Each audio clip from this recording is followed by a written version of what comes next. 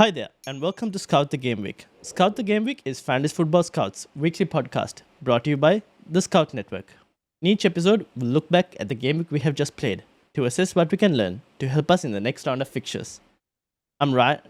I'm your host, Ryan from Football Chatbox. Let's scout the game week. Let's start the pod with the big news that affected FPL this week, and it was the Haaland injury.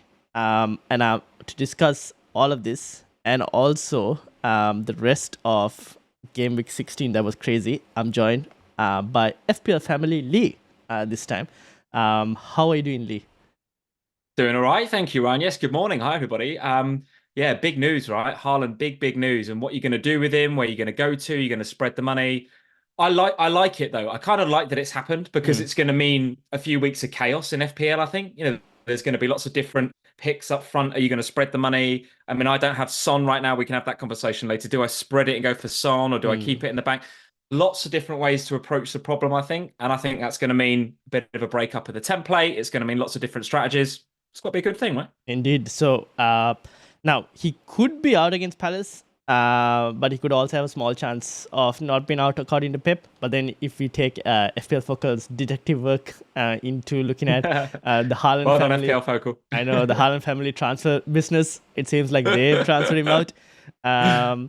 So let's say if Haaland is indeed out, where would you look to move to? And then is it also worth moving him out in some cases? Because some people will have flags now that a lot of people, like a lot of popular FPL picks got suspended this week.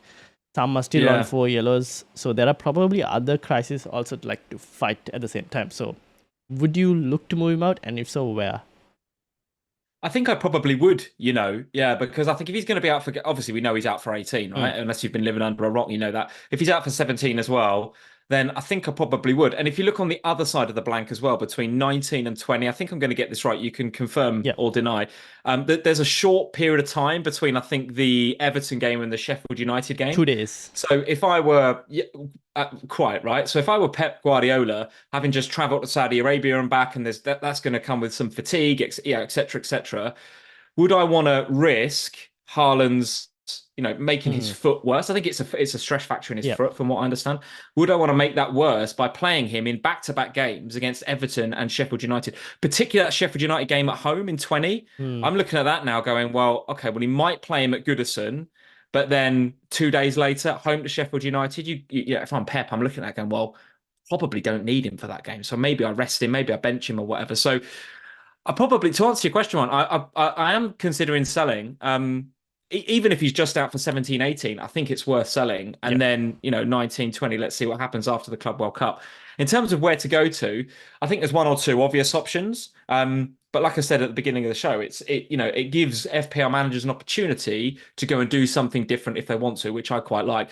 I think the obvious picks, well, tell me what you think. I think Dom Solanke. Yes. We're looking at we look at form, we look at fixtures in FPL, and whenever we have the two of them together, we go, right, that's the magic we need. Let's get that guy. And I know, and I'm interested in your opinion, right, as a Man United fan, but it was he tore them. Yeah. He ran them ragged, didn't he? He really ran them ragged. And we can have a Man United conversation if you want. We don't have to have that. And we can talk about captaincy for next week and all that. So, well, I should keep Darwin, which I guess is a conversation a lot of people are going to have. But Dom Solanke, what do you think? I mean, form, fixtures, Bournemouth looking good. Up. Yeah, like if you look at the last 6 game weeks stats, Bournemouth are second currently for attack and defense. So Bournemouth in general, pretty good team to invest in. I think Solanke, if again last 6 game weeks, I think he is the highest in terms of XG out of all forwards. So even higher than Haaland in the last 6, and that kind of shows from the last few game weeks. People who've owned Solanke probably a bit unlucky because he should have had more hauls as well before last week as well. So I think going forward, he is probably the favorite pick. Apart from him, I do think Watkins is also another shout because I know a lot of people moved from Watkins to Darwin and now think he's moving back as well. Yeah. Now, in that specific situation, I'll probably keep Darwin, and if you want, move to Watkins as well as a potential, because we'll talk about the Liverpool United game and I'll bring up what I did last season and backfired. But I think that's not a bad option just because of you deal with Haaland first before getting rid of Darwin. Darwin's still going to start most likely. Still a good option. Yeah. Can get returns on his day. So those two, I think, are probably the main standard options. I think Alvarez is a shout, even though there is the blank in 18. And that would probably be more of a shout for those who are probably wildcarding even. If they can afford to bench Alvarez in 18. And if you have a bench that's good enough to not only bench Alvarez, but also if you have players in your team who are still on 4 yellows and could possibly get suspended for 18, you kind of need to consider that as well. So the likes of Palmer, who's in a lot of people's teams, 4 yellow cards. If Palmer gets suspended for 18, oh man, we're going to be gutted, aren't we? I mean, we need as many players as possible. For him to pick up that 4th yellow this week, I was like, don't you dare, Cole. Don't you dare. We'll need you. Exactly. So we kind of have to keep all of this in mind in terms of when you're getting in a City player. But the fixtures on either side are really good for Alvarez, and he's probably going to start in the middle, right? Because who else is going to start in that position?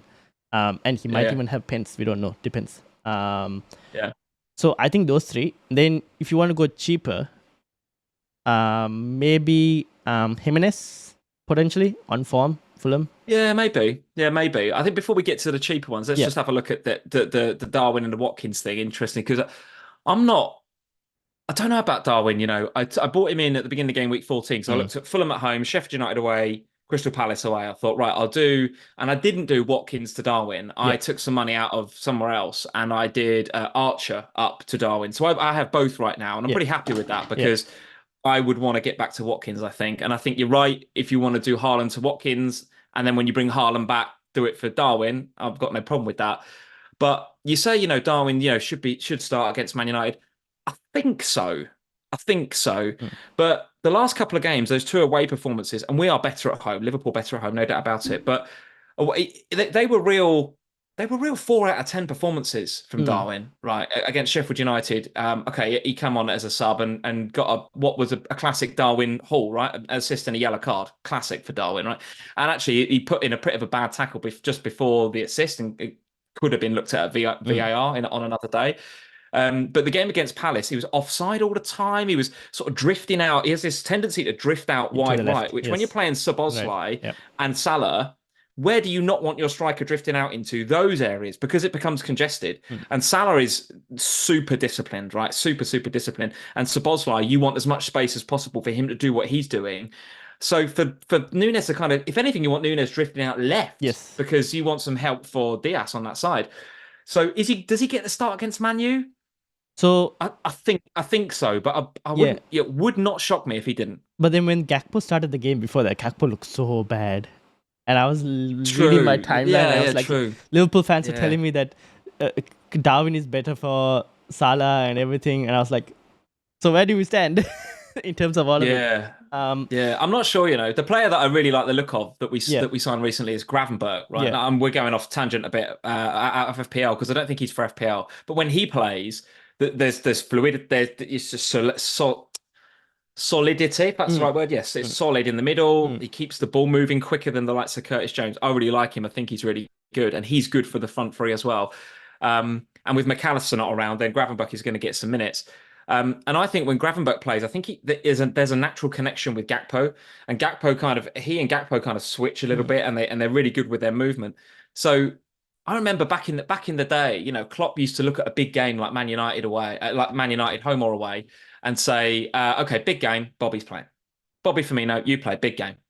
And there's a bit of me that wonders whether he looks at the game at Anfield at the weekend and goes, actually, it's a Gakpo game. We need to move the defenders around. And it'll be good for Mo, by the way, especially if he's up against Sergei Reguilon. I think that'll be a good matchup for Salah. So currently in my bus team, I've got Salah captain. By the way, I think almost everyone's bus teams at this point. I think so. Yeah, I think so. But to keep Nunes, I will keep him, I think, this week. But I'm not 100% sure he's going to start. So therefore, if you are thinking of moving on Haaland, for me, it's Watkins or Solanke, I think, are the 2. Because Watkins is magnificent. Yes. Oh, man, Watkins. I know returns in the last 2, of course, but he's playing Man City and Arsenal. Ryan, what do you make? I mean, performance-wise, he's elite. Yeah. He's elite. He's come on leaps and bounds in the last couple of seasons under Emery. And I think he's probably going to be a season keeper. I can't see me taking him out unless he's injured. No, but unless double game weeks and all change the way we approach things. Yeah, but, sure, yeah. I agree with you because I look at Watkins and every time I go second best striker in the game, apart from Haaland. There's no one else stepping up to the plate, consistently returning. Okay, yes, last 2 game weeks, tough opponents, so it is what it is.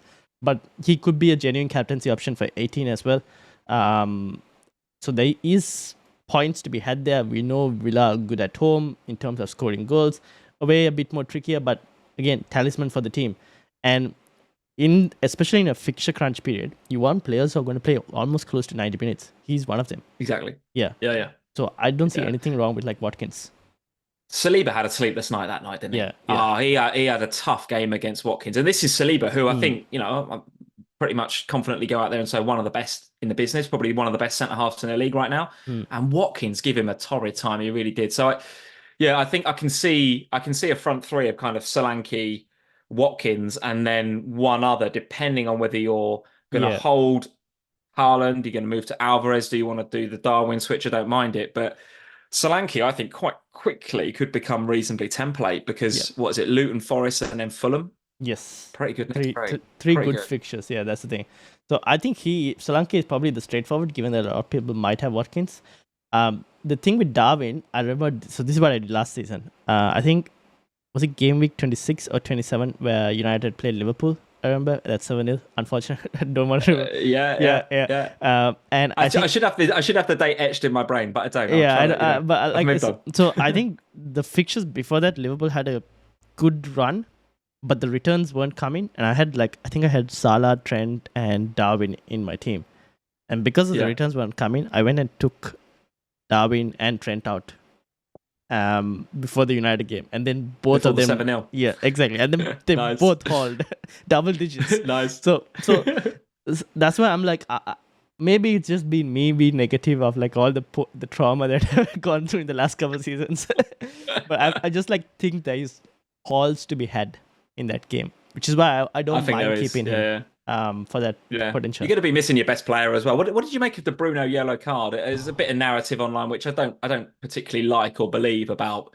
Maybe there's a bit of dissent in there on purpose because he didn't fancy it, Anfield. But I don't like that particularly. Nor would I expect it from Bruno. But nevertheless, the fact is he's not going to be in that game, and he's your best player, in my opinion. Probably he had one job that game, not get a yellow card.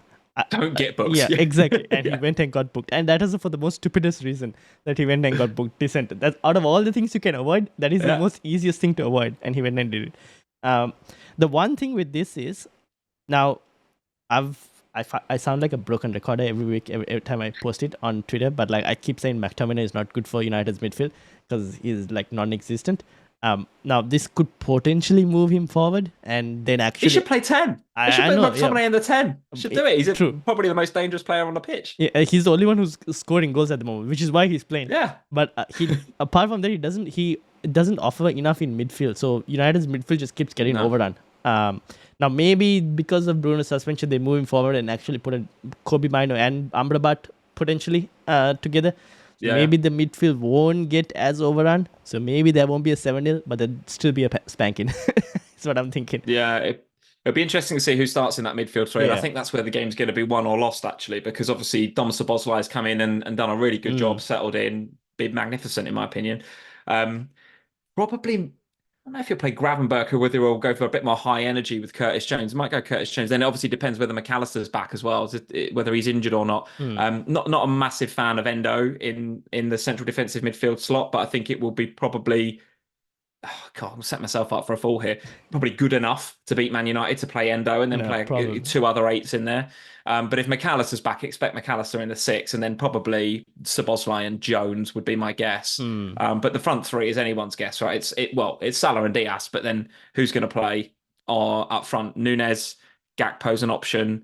Obviously Jota's not an option, I don't think, not back yet, but it's probably going to be one of those 2.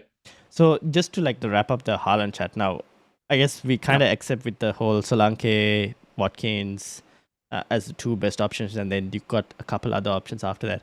Now, when would you look to bring Haaland back? Let's say if he's back before Game Week 19, is it straightforward to move to bring him back? Or do we say, because of the 2 days gap between Everton and Sheffield United, now you think he might play Everton and rest Sheffield? I'm thinking he might rest Everton and play Sheffield because of the long travel back.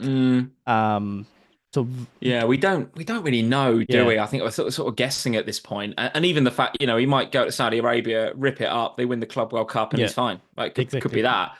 And then he plays both games potentially. But if I were Pep, because I think after the Sheffield United game, there's more of a gap between Sheffield Yes. United and Newcastle as a break, right? So if I were Pep, I'd be looking at that going, I've got an opportunity here with Palace, blank, Everton, Sheffield United. Those are three games, and Club World Cup's Club World Cup. I think they'll win that, either way, right? But they've got an opportunity over the next 4 weeks between now and the next big break before the Newcastle game in 21, which by the way will be a huge game, going to Mm. St James's Park. Difficult as we've seen for anyone to go there and get results so far this season. Newcastle, we'll talk about them in a bit. They need a break as well, so they'll be fresher Mm. on the back of that break. So yeah, Palace, Everton, Sheffield United. Um, if I were Pep, I would not play him against Crystal Palace. I mean, it's too big a risk to put your key player out Mm. there, Yeah. right? And then Everton and Sheffield United in quick succession. Again, if I were Pep, and I'm not, obviously, but I probably would rest him for one of those as well. Mm. So we're talking about getting one game out of Haaland in the Yeah. next 4 game weeks. And then potentially after a bit of a break, bring him back for that Newcastle game. And I would bring him back, I'll bring him back as soon as I Yeah. can. It's that Sheffield United at home game in 20 where he is the clear captaincy option Mm. in a week where I think Salah plays Newcastle, Yes. albeit at Anfield, but still, that's a tricky game. Son's got Bournemouth at home in 20. So Yeah. you could cover the captaincy, if that's the right phrase, with Son or with Spurs in that way. But listen, Haaland at home to Sheffield United, it doesn't get any better, does it? So we need to keep an eye on, or I'll put it another way. If you do transfer him out, you need to have a plan, I think, Yes. to get him back and react quickly if he's going to be available for those games. Yeah, that's what the funds are the issue because it's such a tight turnaround in terms.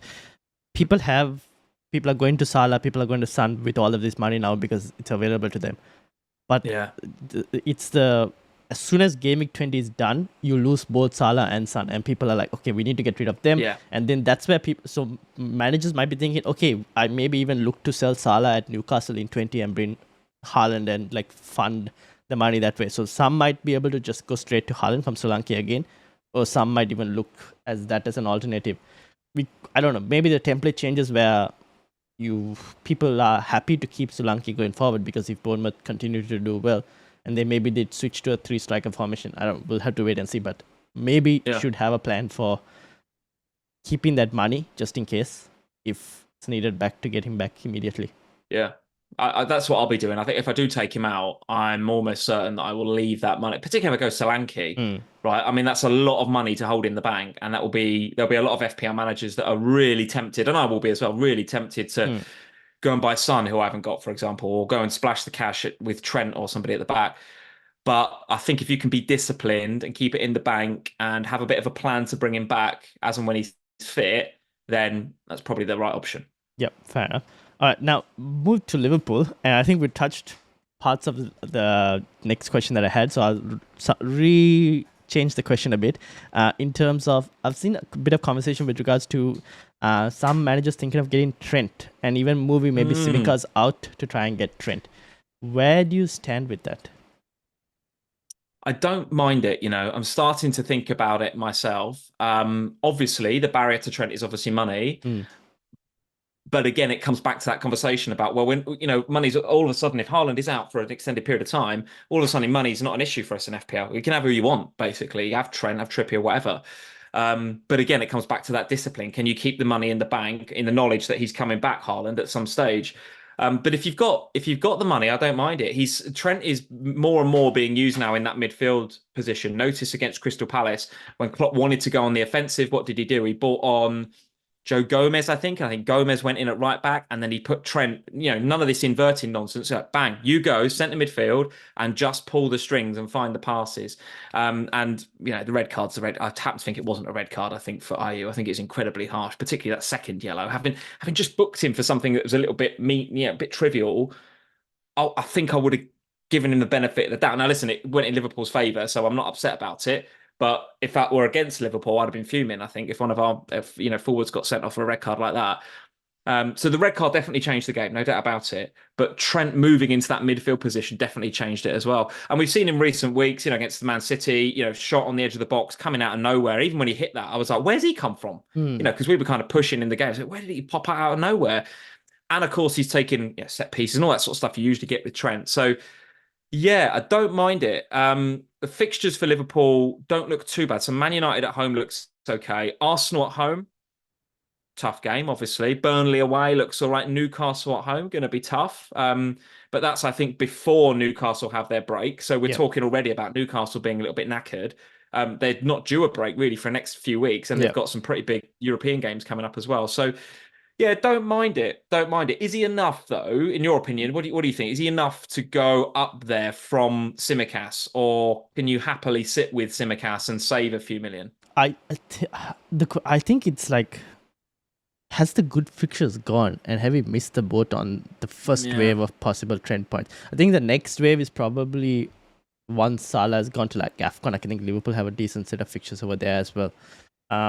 Because it's similar to the whole Trippier, when Trippier had that block of like 40 points or something in like 4 game weeks, and then he's quieted down a bit and then he's ticking here and there. But that's what I'm wondering, whether we've kind of missed the boat on the first wave. Now, I still think Tsimikas offers good value. I just look at the next 4 game weeks in terms of fixtures, and I'm like, I want clean sheets on top as well. That's when Trent is like... For Trent, you do, yeah. That's because if I'm spending 8 million, I want my clean sheets. Absolutely. On top of the attacking returns. And the fixtures don't shout clean sheet potentials like 4 out of 4 clean sheets. That's the one reason why I'm like, okay, maybe I might not go there. Then we got, I know Trippier suspended this week, but Newcastle have a decent run of fixtures after that as well. So maybe he's a slightly better option for $1 million less almost than Trent. So I probably still keep Tsimikas. I just think Trent is just the price bracket means I need clean sheets plus attacking returns like for that amount of money. Now you can make an alternate. What I like about him though is the fact that he's kind of differential. That's to that extent, right? So if they don't scream clean sheets, but could Liverpool get a clean sheet at home to United, away at Burnley, away at Bournemouth? Bournemouth away is a difficult game actually in 21, but there's potentially a couple of clean sheets in there. But with Trent, if it does stick, if the clean sheet does stick, and then you get an attacking return as well, then you're going to get some bonus points as well. And all of a sudden you're on a double-digit haul for a player that no one else has got. So for differential potential, I like him. I don't mind it. You could make a case that there are so many enablers in midfield right now compared to the higher price point midfielders are not returning. And if you were to compare Trent to an 8 million midfielder, they are not returning the same amount as probably Trent is returning.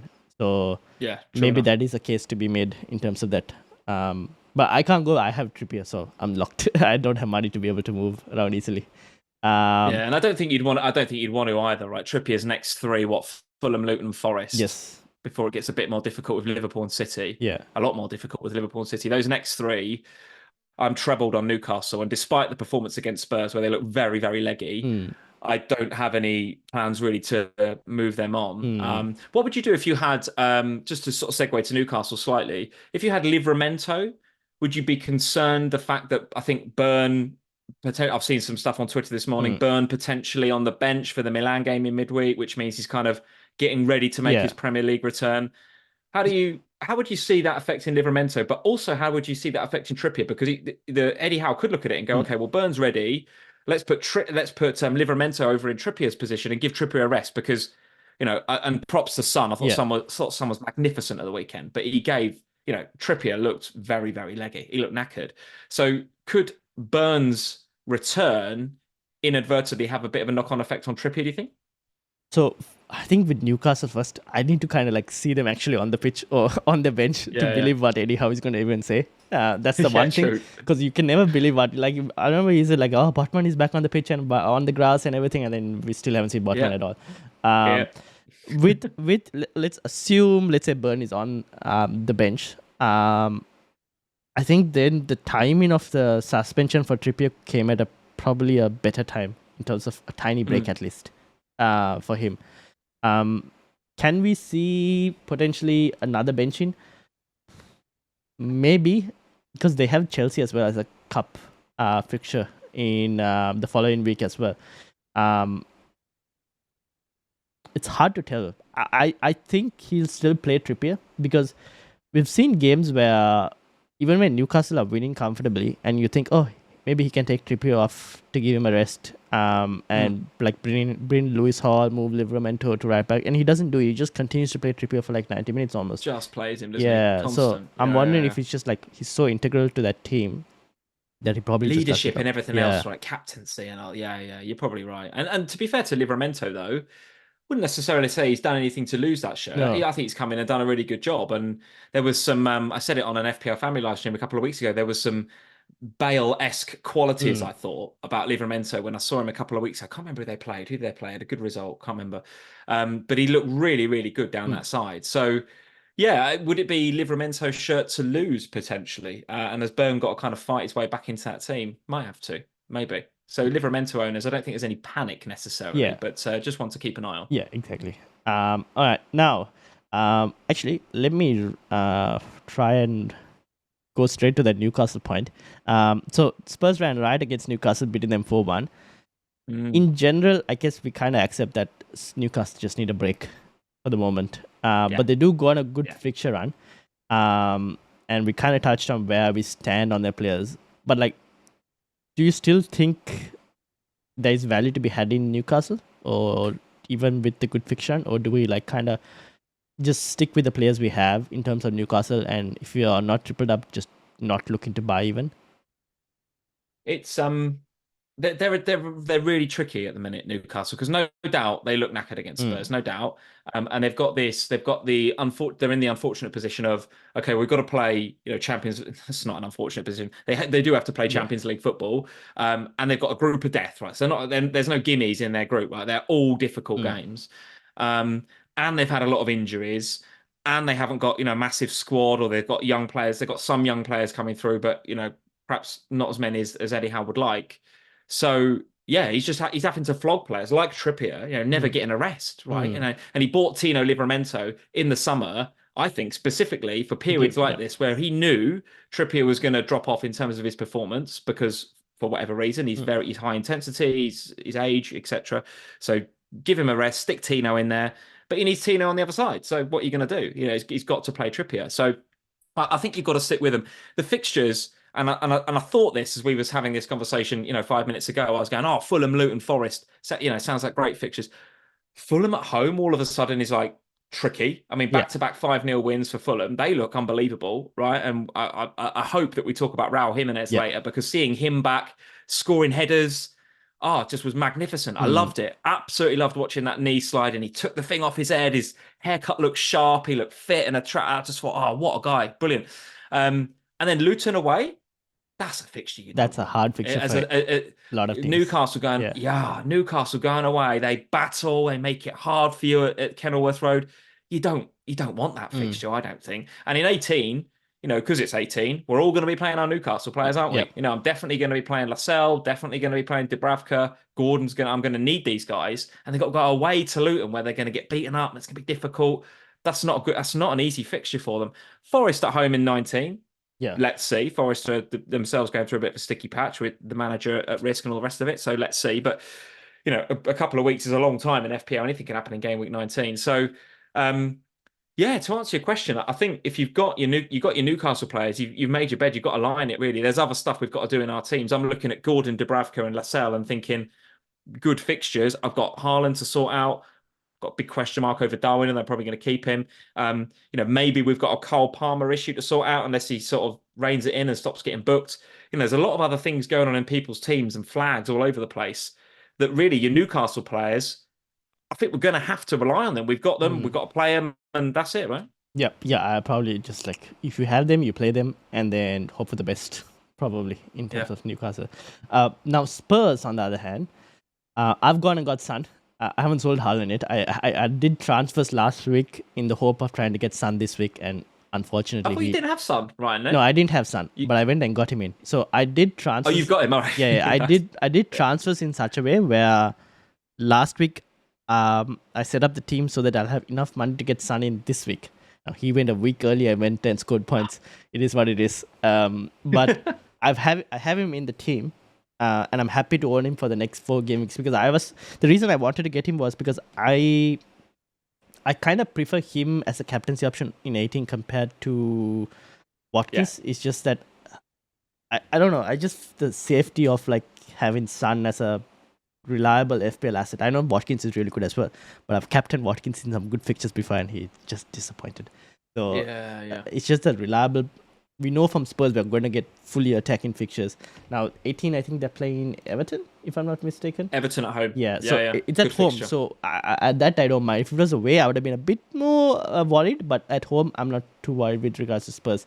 So where in terms of apart from like Son, the other Spurs players.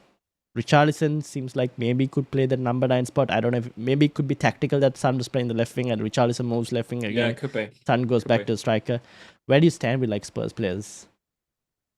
Well, first of all, I thought the performance, despite Newcastle being a bit knackered, I thought Spurs were brilliant, actually really, really good. And they had to win, right? They've had a few dodgy results, but they're starting to get their players back now. And I saw that Ange Postecoglou came out after the game and saying, look, no coincidence. We suddenly got Romero back. We've got Bissouma back. We've got all these players coming back from injury. And all of a sudden, we get a result. Okay, well, yeah, I can see it.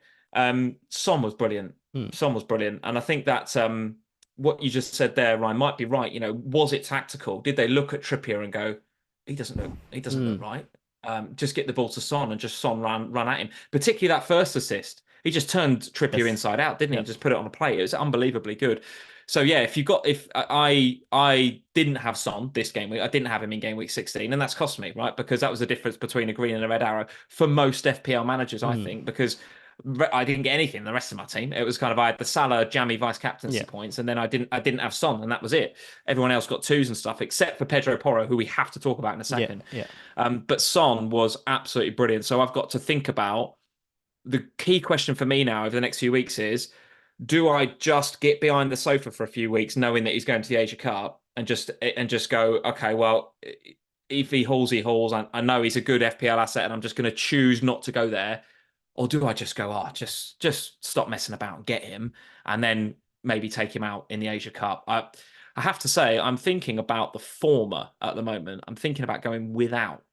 And the main reason I'm thinking about going without is because I thought Richarlison looked really, really good at the weekend. Really, really good. And we said, again, I had this conversation with Sam on the FPL Family live stream on Sunday, and she was just like, you're only looking at Richarlison because you haven't got Son.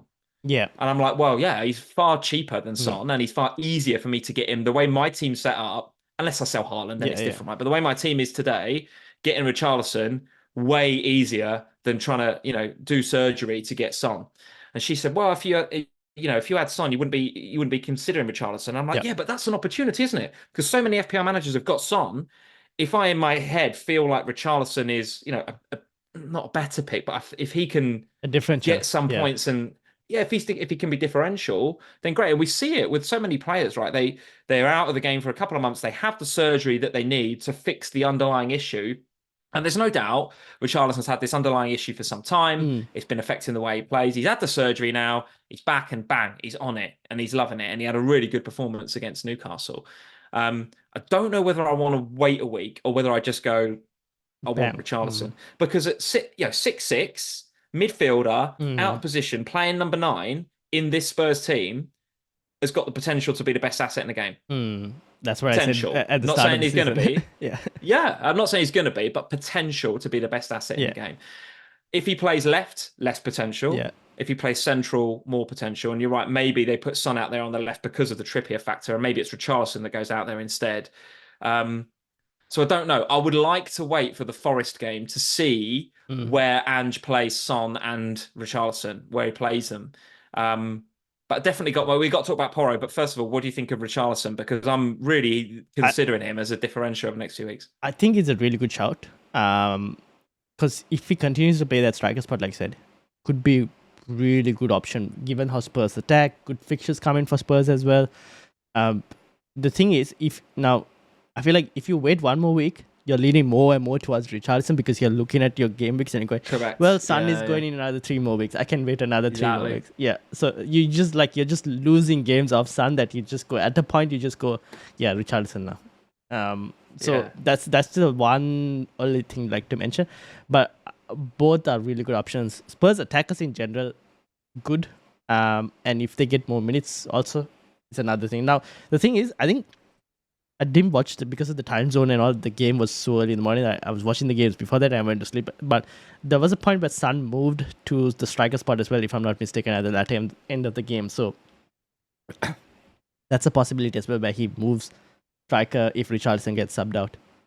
So I don't know. It could be pretty dynamic from that perspective. Yeah, he can move them in and out. Yeah, he can move them in and out. I mean, I think they're both good. They're obviously Son is one of the top three in the game, right? I mean, after I was about to say after Haaland and Salah, you'd maybe put him up there with them two. I would suggest. So they're your kind of three heavy hitters. But I just can't shake the feeling that Richarlison there as a differential over the next few weeks. It's going to be what worries me about it is it's potentially quite season defining. If I go for Richarlison sort of next 4 and go, okay, well, can he cover Son? And then I've got him in position ready for when Son goes off to the Asia Cup. Then over those 4 games, if Richarlison does well, I'm having a great season. If he doesn't and Son does well, I'm having a terrible season because Son's EO is quite high now. Yeah. So that's why I'm really the dilemma at the moment, because I'm like, depending on which Spurs midfielder I get in, and I probably, I'm almost certainly going to get one for this run, is going to define how my season goes, and that's frightening. Yeah, fair enough. Wait and see. I like Son just because he's a good FPL option, and also for the captaincy. Yeah, that's one reason why I'm going towards him. But now we'll go to the defense. Porro, I don't know how well. As a non-Porro owner, I'm just glad that he just came away with 5 points. I'm telling you now, you non-Porro owners, I've had him for 4 or 5 weeks. You have got away with it every week. And now everyone's looking at him going, oh, he's good. I'm like, I can't afford him, he's been amazing for like a month. Yeah. Oh, if you look at his scores over the last 2 weeks, it's like 5, 5, 5, 5. And every one of those could have been a double-digit haul. Every one of them. Particularly the one against Newcastle. I'm thinking, oh, it's locked in right now, especially when the clock ticks over to 90. I'm like, yes, Porro, come on. No bonus points, but we'll take the 9 points or whatever he was getting. And then Newcastle, oh my God, I could not believe it, especially as a non-Son owner. Yeah. I'm like, well, the Porro haul will soften the blow of not having Son. And Joe Linton gets some like flaky. He's offside, by the way. They didn't check it. It doesn't even get looked at. Yeah. Doesn't get checked, doesn't even get looked at because it's that late in the game and VAR just couldn't be asked. So I shouldn't be swearing. That's fine. VAR, I'm so upset. I'm so upset about the Porro clean sheet. VAR just couldn't be bothered having a look at it. So like, 4-1, yeah, okay, well, whatever. If it was 1-0, maybe we'd look at it. But 4-0 Spurs, well done, Newcastle. Have a little consolation. I'm sitting there, no, check it. Draw the lines. He's offside. I want my Porro points. But listen, this guy, he's like, I saw on Twitter this morning somebody describe him as like Reece James without the injuries. Yes. And for me, that's perfect, right? That's perfect. He's got it all. He gets forward, he has a shot, he gets assists. Ange doesn't expect him to do much defending. He takes some set pieces. He has got the lot. I just love him. His hair looks great. His teeth are brilliant. Just get him in. Just get Pedro Porro and just leave him there for 38 weeks because I just think he's great. Yeah. I just think he's great. And over the next few, I hope there's clean sheets. And as soon as a clean sheet sticks for Spurs, which you'd like to think is going to happen because they've got Bissouma back now, they've got Sarr back in the middle, Romero's back. They need Van der Ven back, obviously, right? Because I think he's a calming influence on Romero, who should have been sent off at the weekend, by the way. But as soon as Spurs, starting to get these players back, I hope a clean sheet sticks because as soon as it does, Porro's going to get a double-digit haul. It's just that it won't be a differential anymore because everyone's got him. Yep, that's the thing. I'll probably have to look at it in 18 maybe to go and get him in. Yeah. But yeah, for the moment, I don't have the money. Now, that's Spurs. I guess good options. Go get them. Tripling up on Spurs. Depends. If Richarlison also steps up alongside Son, then maybe. But for the moment, I kind of wait and see. Okay, let's talk about Aston Villa. Now, another great display at home, and they continue their unbeaten run. They've also managed to keep 2 clean sheets against tough opponents. Now, Cash and Diaby seem to have lost their spots. Many still have Watkins, but if they wanted more Villa players, who would you look to target? Yeah, Watkins is the obvious one, isn't it? I think Cash is a hard sell. If you've still got him, just get rid. Unfortunately, reluctantly, but yeah, get rid. For Porro, probably would be my suggestion. And then Diaby, again, reluctant because I've had him for quite a lot of this season. He's been very, very, very good. Been really good. So it'd be a shame to see him go as well. But Bailey has looked absolutely elite, hasn't he? Last couple of weeks, absolutely elite. So having him, I think I wouldn't. It's definitely not in no-brainer territory, but he is one that's on radar. Now he did go off, I think, at half time that's what I was in the last game against Arsenal. So keep an eye on that.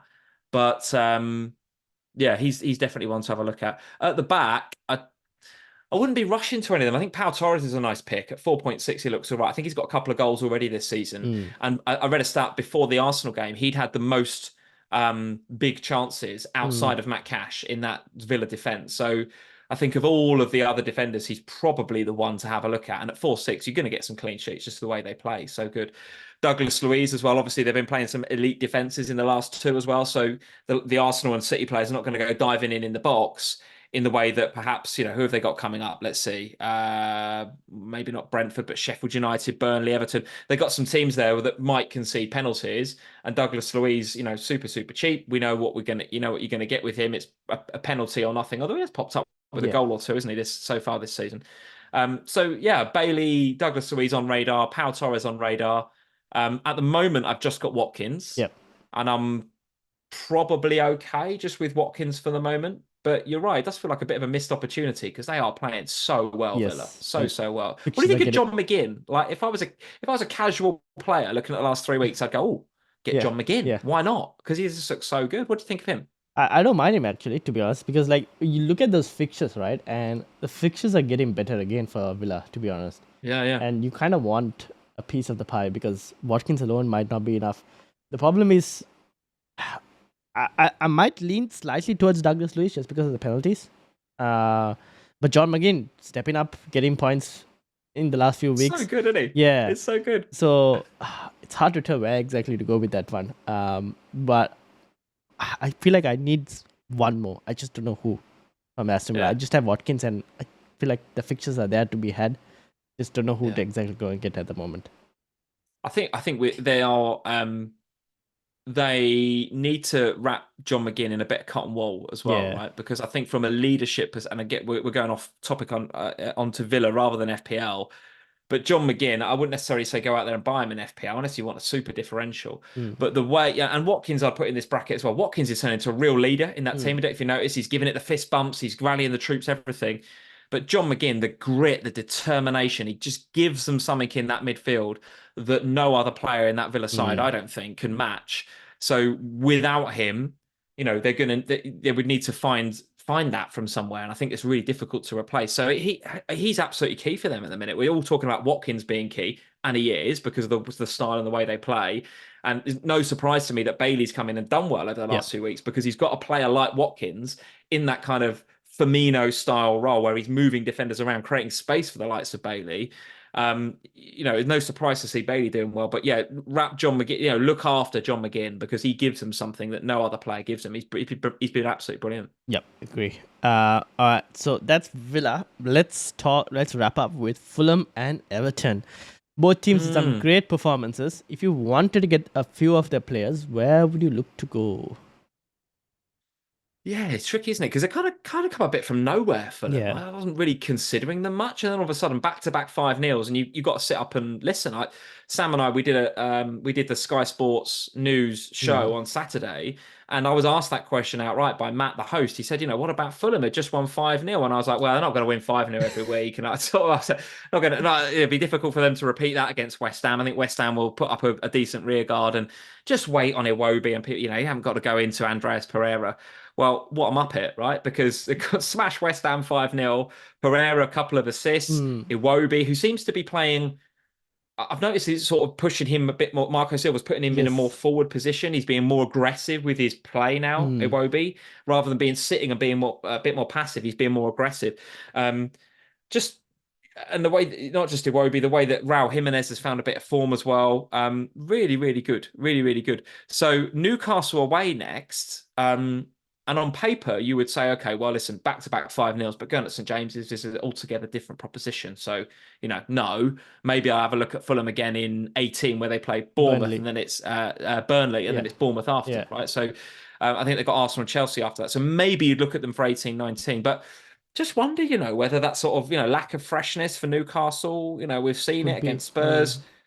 Got a Europe. I think they got a European game this week, haven't Yes, they? against I think AC they Milan. have, yeah. Must-win game, otherwise they're out. Oh yeah, Yes. must win against AC. So listen, that's not easy by any stretch of the imagination. So could Fulham go there and get something at St James's? You wouldn't put it past them. As I said before in the show, I think Raul Jimenez being back, scoring a header, the knee side. I loved everything about it. It was so good. So yeah, we'll talk about Everton in a second. But Fulham, anyone on your radar? I mean, for me, it's just Iwobi and Jimenez. Yeah, and I was mentioning before Iwobi and Willian. Now Willian, I think, got injured because he was on pens. I was thinking, so I thought it was like a good option. Now, if he's not there, Andres Pereira is probably the next one, most likely on pens, I think. But midfield, the thing is, midfield is so stacked. If you wanted a differential, it's not a bad shout. And then in defense, I think Leno, probably the best keeper right now. I wish I went and got Leno instead of like going for Dubravka and all, but like funds wise, wasn't possible. Anyone on a wild card, I think Leno is probably the best keeper to go and get. Why did we all miss Leno? Where did that? Why? I sort of sit here and think, why have I not done that? So I mean, I'm sort of messing about with Dubravka and Areola, who's not kept a clean sheet all season or whatever. I feel like he's never keeping clean sheet again, Areola. Yeah, Leno's been sitting there, been doing great. I feel like we've all missed that one. Do you know what I mean? Yeah, so I feel like he is probably the better option going forward for keepers. Like even if they don't keep clean sheets, he gets the save points. So he's the one he's like the upgraded version of Areola that we think that if Areola doesn't keep a clean sheet, he gets save points. But this guy, he keeps the clean sheets as well. He's the one we should have had. Exactly. So I don't mind him. And then there's Robinson. I don't mind as well from Fulham, but I think he's on 4 yellows, which might be an issue. So maybe that might have to be considered. But he's a very attacking fullback as well, to be honest. So Fulham, good options there. Those are the players that I would probably look at. Everton, any thoughts over there? So Everton, now this whole move of me trying to get Son, I needed a 4.1 defender. So I went and got Brantford in. Not bad. Yeah, I started him, and he got me the clean sheet. Unfortunately, he got the yellow card as well, so suspended. But if he didn't get that yellow, he would have been looking at 3 bonus as well, at the way he's going. I think he is a really good option at 4.1. Probably the best option at that price bracket. When he plays, he's key for Everton. So the problem with Everton is the fixtures aren't there in a stretch. So you might have to like bench a few games, start a few games. But when he does play, he's good for Everton. Now, unfortunately, the good game against Burnley, he's not there. But he'll be there for 18. Now, 18, Everton play Spurs. Okay, so that's not great. So Spurs and City after that, not great. But then in 20, they play Wolves. So I'll probably start him again in that game as well. So I like him. Then Pickford kept clean sheets again as well. Another goalkeeper that a lot of people had. Yeah, don't mind him. I think the fullbacks. I think you're right to talk about the fullbacks. I think in this Sean Dyche system, the way that he's got them playing, Mikalenko, they do pick up the bonus points. Like you say, Branthwaite was on for 3 until he got the book in. Yeah. And I think once he dropped out of the bonus, Mikalenko went up to 1 bonus. So I noticed that a clean sheet, couple of goals, so that you ordinarily you'd say bonus points should go to those that scored the goals and gets the assists. But no, Mikalenko's up there creeping up with the 1 bonus point. And I've noticed such in the last few weeks, obviously no goal this weekend or the weekend before, I don't think. But in recent times, he has popped up with a couple of goals. And I think a lot of that is to do with Dwight McNeil being in the team. So when Dwight McNeil is in that team, Dwight McNeil's not blessed with blistering pace, right? So he's not an out-and-out winger from that perspective. But what he will do is he will drop in and do the defensive dirty work, allowing Mikalenko to go forward. Yeah. And I think it was Palace away, I think a few weeks ago, where he scored a header. And it's just the cross came in and it was just like, what are you doing there, Mikalenko? It just popped up out of nowhere. And if you, I don't know because I haven't done it, but imagine if you freeze frame that when Mikalenko's header goes in, I bet you Dwight McNeil is sitting there, covering for Mikalenko. So, in this system with Dwight McNeil, I don't mind him, He's only like 4-4, 4-5, Mikalenko. 4-5 now, yeah. I do wonder whether, the last few weeks probably was the time to get him because now, like you say, Burnley away, Spurs, Man City, even Wolves away, not difficult. So the next 4, I back Everton to pick up some points, but probably not many clean sheets. No, you'll have to rotate with the Everton assets. Yeah, that's the thing. Yeah, for sure. So I think those are in this Dyche system, those are the 2 I'd probably go for. I'm not looking at Calvert-Lewin. I think he's, too injury prone. He's like Reece James, unfortunately. He's too in and out of the team. And then Dwight McNeil, I don't mind at all. Got a couple of returns recently, hasn't he? But if my theory is correct, which in terms of eye test, I think it is, in terms of him dropping in defensively, then, he will score worldies like he did the other week. Was it game week 15? I think he got a bit of a worldie. But game week 16, then, I don't think anything. Did McNeil get any points this weekend? McNeil, no, he didn't. It was just the game week 15 and then 14 before that as well. Yep. Yeah. So he's listen, good pick at his price point, but I think if he's going to be dropping back covering for Mykolenko, I think I prefer the fullback over McNeil at that price point. Fair enough. One shout out I'll probably give is Doucouré as well. I've only been FPL before. Oh, how can we? Yeah, absolutely. Yeah. Good option because he tends to run behind the striker as well, gets on the end of stuff. So I do like him as well as an option. But again, it's another differential punt. He's the best FPL asset we'll never own. Yeah. Doucouré. I mean, what is going on with? Why do we not just get Leno and Doucouré and be done with it? Like, these are really good options that we never get because they're not in the sort of like Twitter sphere, FPL Twitter sphere narrative, right? Doucouré, how many goals? I don't know how many goals he's got this season, but I bet you it's a handful. And every one of them a decent finish as well. He just pops up every now and again, and then 6 goals and 2 assists. No way. Yeah. No way is he on 6 goals this season. Yeah. Holy moly! Why are we not getting Doucouré? What a good asset! Yeah. What a good asset! He's the best asset we never owned. Doucouré. It's just an unsexy pick, isn't it? Yeah. You want to go for your Palmers because he's on pens, and you want to go for your, I don't know who else, your Gordons because he's popping up with goals and assists, and he looks great in that attacking. But Doucouré just sits there ticking over. It's unbelievable that we don't consider him more, right? Yeah, if Everton get like a good stretch of fixtures, I don't mind him as a pick, to be honest. But like, go in there. It's a good shout. Yeah. So yeah, that's basically it. Now we'll just end it with captaincy. Salah the straightforward option, or do we think Son could challenge him? It's going to be tough, isn't it, this week? It's going to be tough. I think I would go for Mo just because of, and I know you won't want to hear that, Ryan, but I'm going to go with Mo. I'm going to captain him just because. You're going as well. Yeah. This is what usually swings it for me. Whenever I speak to my Manchester United friends, and they all go, "Yeah, I'm captain Salah this week." I'm like, okay, well, clearly expectation is low. Do you know what I mean? Yeah. Got a great record against United from what I know. Obviously, last season is going to, that'll all of the build up on Sky, etc., will all be about what happened last season. Can Man United avenge it and all the rest of it? But I'm just not sure you can. I'm just not sure you can without Bruno as well. It's going to be really tricky, and we've had a couple of results on the road recently without having the performances, but at home we're good. We're good. And I think Salah for captaincy and Son. I don't mind it at all. Absolutely.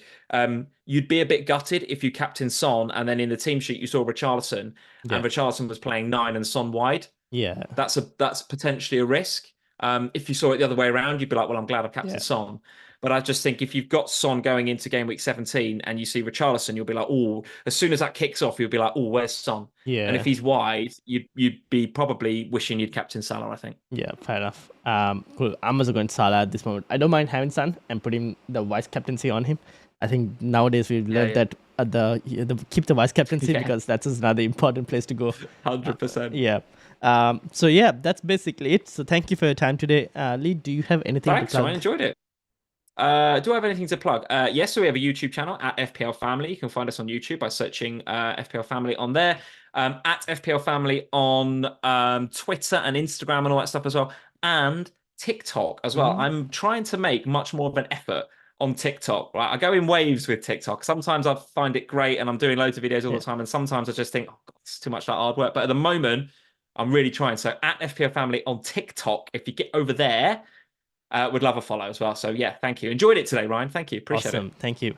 And you can also find me, Football Chatbox, on YouTube, where I do weekly videos and deadline streams, and also on the same social media channels that Lee also mentioned. But that's it for this week's Scout the Game Week. We'll be back after Game Week 17 and looking ahead to Game Week 18. Green arrows all.